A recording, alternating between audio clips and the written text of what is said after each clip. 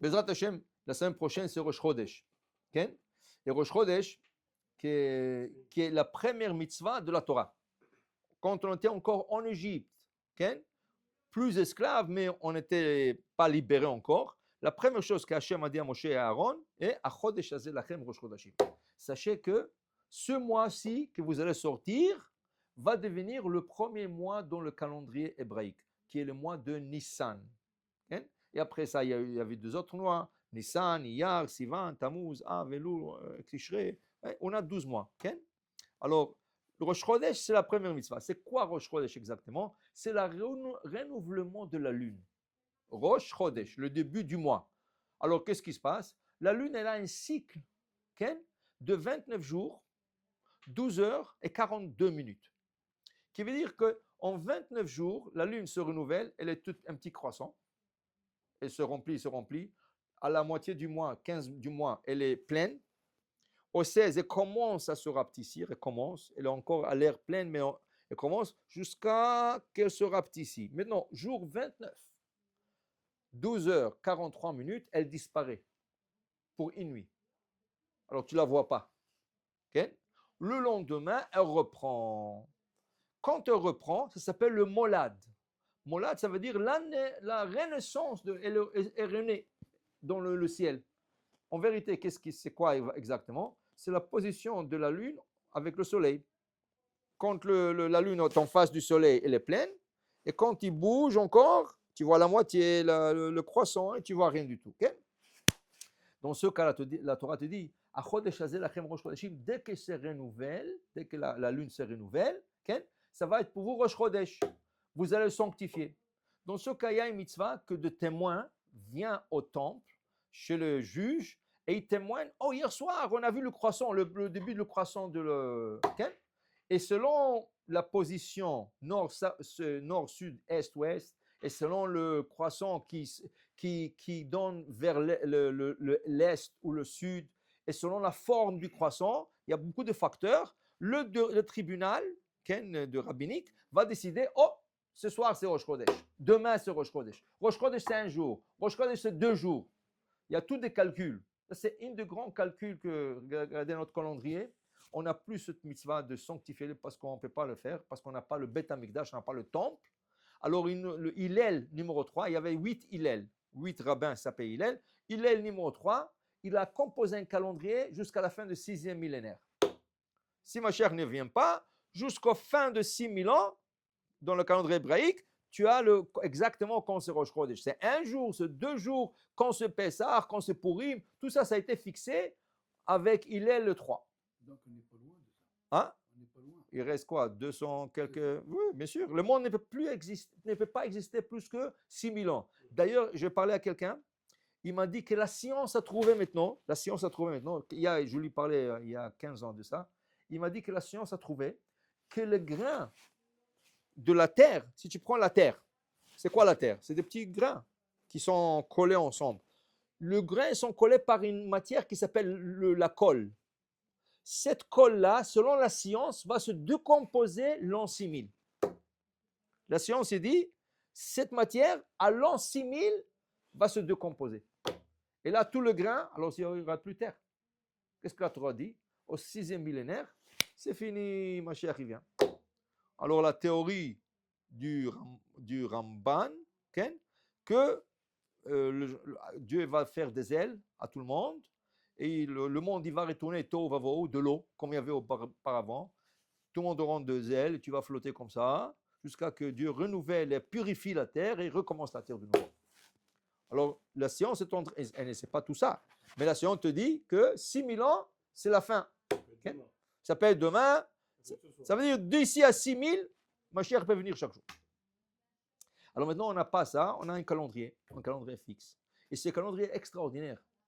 Ils ont fixé des choses, des calculs extraordinaires. Par exemple, Rosh Hashanah ne peut jamais tomber ni un dimanche, ni un mercredi, ni un vendredi. Lo adu Rosh. Rosh Hashanah, jamais ni dimanche, ni mercredi, ni jeudi, ni vendredi. Pesach ne peut jamais tomber ni un lundi, ni un mercredi, ni un vendredi. Jamais. Hein? Alors, il y a des calculs. Tout le jeûne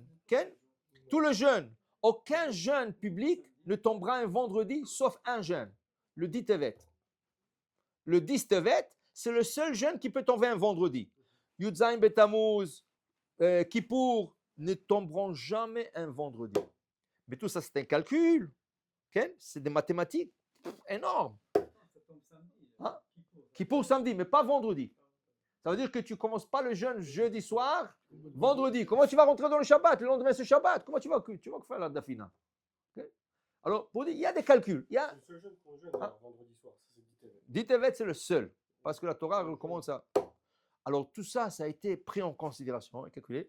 La Torah dit dans Parashat Devarim, Ki chochmatrem ou binatrem le'ene kol ha'amim. C'est votre sagesse et intelligence devant toutes les nations du monde. Comment vous avez fait ce calcul? Aujourd'hui, il y a comment ça s'appelle ça, la NASA et tout ça, ils font des calculs, mais c'est jamais aussi précis qu'autant qu'il n'y avait pas d'ordinateur. Quand ils ont fait ça, il y a 2000 ans, il n'y avait pas d'ordinateur encore, okay? Et ils ont fait tous ces calculs. Et ces calculs sont tellement précis, tu n'as jamais trouvé une faille dans ces calculs. Ça, c'est le message de Rosh Chodesh. Alors, qu'est-ce qu'on fait Rosh Chodesh? Rosh Chodesh, c'est une fête. Mais c'est une fête ouvrable, qui veut dire que tu vas au travail.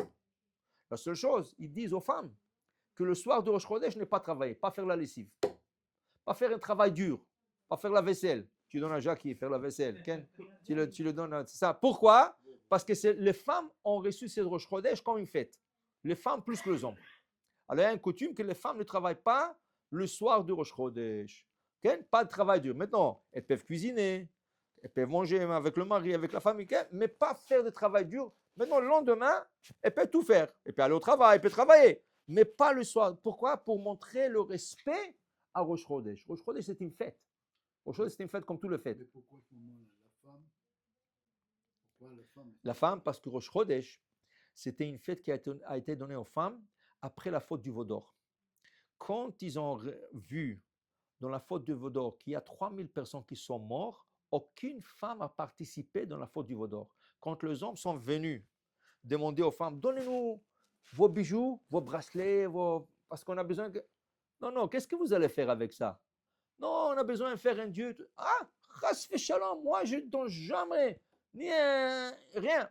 Les femmes n'en voulaient pas donner. Alors les hommes ont donné l'or. Alors ils ont fait le veau d'or avec. Dit Hachem, parce qu'aucune femme a participé dans cette fête, je leur donne une fête chaque mois. Et c'est quelle est cette fête? Rosh Chodesh. Seulement, tu peux travailler. Okay? Mais elles devraient être punies si elles n'ont pas participé. Chas v'shalom, pourquoi? Au veau d'or. Au veau d'or. Au veau d'or, ils n'ont pas participé. Et quand il est arrivé pour construire le Mishkan, les hommes n'avaient plus d'or. Alors, 12 qu'ils ont. C'est les femmes. Non, je te fais pas confiance. Hein. Toi, un roublard, toi, tu es parti faire le veau d'or avec. Tu veux que Alors, vayavou anashim al anashim. Les femmes ont dit, moi, je vais avec toi pour voir où tu donnes l'argent, où tu donnes l'or. Alors, quand ils ont vu qu'ils donnent à Moshe Rabbeinu pour faire le Mishkan, ah, ok. Alors, qui c'est qui a construit le Mishkan? Les femmes par leurs bijoux. Tu comprends? Alors, c'est une fête de femmes. Chaque mois. Pas Pessah. J'ai jamais compris une chose. Les religieux ne portent pas de bijoux. Il a fait. J'ai jamais vu. Qui t'a dit ça? Non, mais avec des bijoux. Non, les religieux ils portent des bijoux. Faut voir. Dans les Rolex. Oui, On est à la hauteur de Ah. ces femmes qui ont fait. Chas v'shalom, c'est vos aïeuls. Alors on essaye. Alors au Maroc, qu'est-ce qu'ils faisaient? Qu'est-ce qu'ils faisaient au Rosh Chodesh? Vous savez? Qu'est-ce qu'ils faisaient? Couscous. Vous vous rappelez pas? Pour marquer Rosh Chodesh, toutes les femmes faisaient le couscous. Pourquoi couscous? C'était un plat riche. Un plat Abondant, l'abondance, le hiba. Alors il faisait le couscous à Rosh Chodesh pour marquer le Rosh Chodesh. Rosh Chodesh, il y a le Hallel. Tu chantes le Hallel. S'il y a la lecture de la Torah, même si ce n'est pas un lundi et jeudi, ça veut dire qu'il faut donner importance à Rosh Chodesh. La technologie d'aujourd'hui où les gens sont envahis par ça. Ils Ouais. étaient dans La Kedusha, voilà, quatre traditions et les coutumes. Voilà. Alors pour vous dire, Rosh Chodesh, c'est une fête très importante. C'est une fête, c'est carrément une fête. Alors il faut la respecter chaque fois qu'elle vient et il faut avoir un repas, l'Ichvod Rosh Chodesh. Le Rav Ben Ishraï dit qu'il y a une coutume de gens qui allument les bougies, l'Ichvod Rosh Chodesh. La veille, c'est le soir de Rosh Chodesh, ils allument des bougies. Combien? Il dit 4. Pourquoi 4? Parce que Rosh Chodesh, il y a 4 personnes qui montent à la Torah. Lundi et jeudi, combien de personnes montent à la Torah? 3.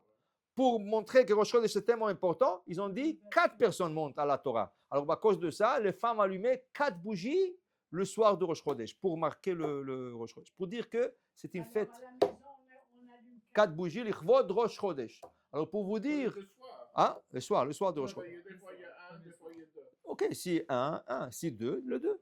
Mais le deuxième Rosh Chodesh, le deuxième jour, il est plus important que le premier. Parce que le premier, il fait partie encore du dernier mois.